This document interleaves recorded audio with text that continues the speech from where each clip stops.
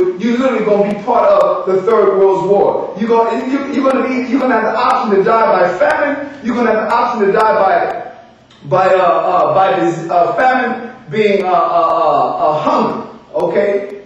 Hunger, thirst. Or you're going to have the option of dying by disease. That's the pestilence that Christ talked about. Or you're going to have the option of dying by race war, the calamity. That's the scripture when it said one people rising against another people with swords in hand. Or you're going to have the option of dying in the ultimate cataclysm known as Armageddon in the scriptures, World War III. That's what it's talking about. So that's what he said. It's going to be all type of hell going on. Read it again. And at that time shall Michael stand up, the great prince which standeth for the children of thy people. And there shall be a time of trouble, such as never was, since there was a nation, even to that same time. Go ahead. And at that time, at the time that Michael comes. Now we know Michael's ain't going to hit the presence. Michael's presence ain't going to be known until when? Until he gets sent to come and fight against the dragon. So it's showing you, at that time that Michael comes, go ahead. And at that time thy people shall be delivered, everyone that shall be found written in the book. That's the time of our deliverance.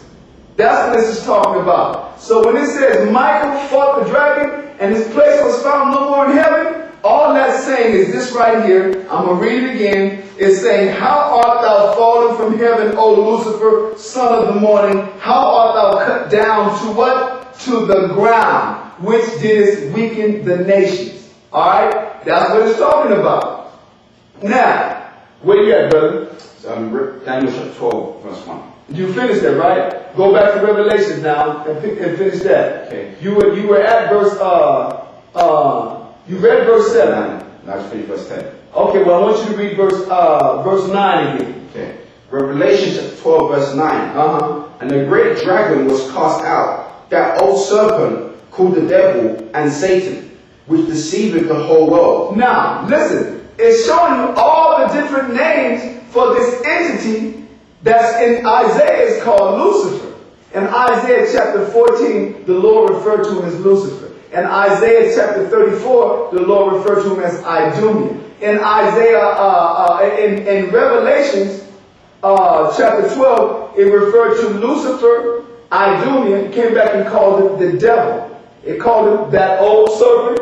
It called him what else? Satan. Satan and the dragon. So that means, let's talk. We got his biblical name is Esau, Edom. Then you got what? Lucifer, because he's a light bearer. Dragon, because he's a great big serpent. When you read the definition, you know what I want you to do? Read the definition on serpent, because that's what a dragon is. You know, matter of fact, go to dragon. It's going to tell you. It's going to tell you a snake. Then it's going to come by and say what? A wicked and treacherous person. That's what it's going to say. All right? Go ahead. Dragon. Number 1. A fabulous monster. A fabulous monster, go ahead. Variously represented, generally as a huge winged reptile with crested head and terrible claws and teeth. Okay, read the one that pertains to the scripture. Go ahead. Number 2. A huge serpent or snake. Go ahead. That's it. What's that? A huge serpent or snake. 3. Go ahead. A large animal, possibly a large snake or crocodile. Well, hold on. You look for the scriptures. Hold on, because I had it. Oh, my eyes are so bad. Hold on. Serpent isn't that says widely. Oh, okay. Okay. No, but there's a... Hold on. Serpent is the one that says a wicked, evil, treacherous person. Okay. Okay. Okay. Then hold on. Before you get that, I'm gonna go to serpent, and hold on.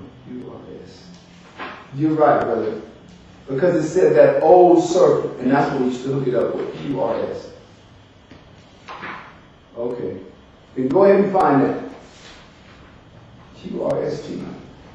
Read it again. Read verse 9 from the top. Revelation. So to get to the outline. You know, my ABCs is rusty. Chapter 12, verse 9. And the great dragon was cast out, that old serpent called the devil. It said the great dragon was cast out. That what? That old serpent. When he said that old serpent, is going back to that serpent that had that encounter with Eve in the book of Genesis. That's why it said that old serpent. As if you already knew what he was talking about. Why? Because there's only one serpent that the scripture ever talks about, and that was in Genesis. He said that dragon was cast out, that old serpent. Alright? Now, let's see what the serpent means. And there it is, brother. You was right. Right here. Serpent. Number 2. Number 2. A wily means crafty, cunning. Like they used to have cartoons in the United States called the Roadrunner, and they had this coyote. It was called Wile E. Coyote, and he always kept coming up with these different inventions trying to trap the Roadrunner. But that's why they called him Wile, because he kept coming up with crafty things. Now the company that he was getting this stuff from never worked. The Acme rocket booster, the Acme this, the Acme that. But nothing happened. But the point is, the term wily means crafty, resourceful. Read that again, serpent. It says what? A wily, treacherous, or malicious person. A wily, treacherous, malicious person. So it said, and the great dragon, or that old serpent, meaning that old, wily, treacherous, malicious person, was what? And Satan, called what? Called the devil. The devil is a term, literally, that means slanderer. When you go and you look up old dictionaries, it'll show you. It literally comes from the Latin word diablo, or the Greek word diablos, which means slanderer or false accuser. Now, what was Esau's justification for entering into Afghanistan? They accused him of what? Of having something to do with the World Trade Center. Then this is Afghanistan. Then they produced 19 fucking passports of some people from Saudi Arabia who supposedly were involved in it. They all thought it came from Afghanistan. Then they turned around and drew Iraq up in the zone. Now they're saying that not the Iraqis, the Iranians are financing the insurgents and are helping the insurgents out in Iraq. No, they keep on lying on other countries. Now they said, some of the Taliban then slipped over into Pakistan. So now they're bombing Pakistan. They won't stop. You know, they're the same ones that take blacks and Hispanics and catch them on the corner with about 2 ounces of crack and 6 pounds of weed in their house and lock them up when you got the so-called white man growing the fields. And shipping them, and got the CIA dropping tons of stuff, you know, in the Florida Everglades and in the border cities of Mexico and the United States. So that's what the term devil means: false or accuser or slanderer. Okay, go ahead. And Satan. And Satan. The term Satan means adversary, meaning he's the enemy, and he is the enemy.